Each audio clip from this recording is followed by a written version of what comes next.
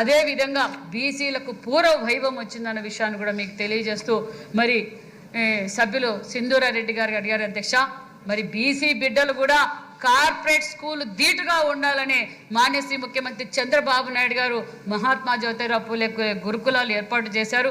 ఆ గురుకులాలు 108 ఉన్నాయి అధ్యక్ష. ఆ 108లో 106 కూడా మన తెలుగుదేశం ప్రభుత్వంలోనే తెచ్చారు. 2 గురుకులాలు వాళ్ళు తెచ్చారు. లాస్ట్ టైం ఫైనాన్స్ మినిస్టర్ను మరియు వాళ్ళ ముఖ్యమంత్రి నాయకుడు జగన్మోహన్ రెడ్డి గారు పులివెందులకు తీసుకెళ్లారు అధ్యక్ష. ఆ పులివెందుల స్కూల్ కూడా అలాగే నిలిచిపోయింది అధ్యక్ష. దాన్ని కూడా పూర్తి చేసుకోలేకపోయారు.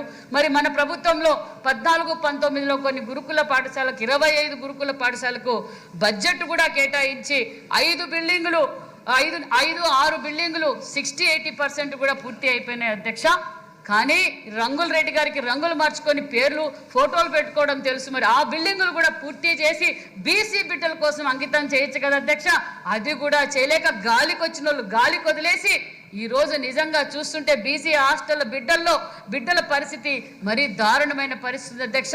మరి సింధూరారెడ్డి గారు కోరినట్లు రాష్ట్ర వ్యాప్తంగా బీసీ హాస్టల్స్ బీసీ గురుకుల పరిస్థితులు బాగలేదు. అది ముఖ్యమంత్రి గారి దృష్టికి తీసుకెళ్ళాం. ముఖ్యమంత్రి గారు ఏదైతే పెండింగ్ ఉందో ఆ స్కూల్స్కి బడ్జెట్ కూడా కేటాయించారన్న విషయాన్ని కూడా మీకు తెలియజేస్తున్నాం అధ్యక్ష.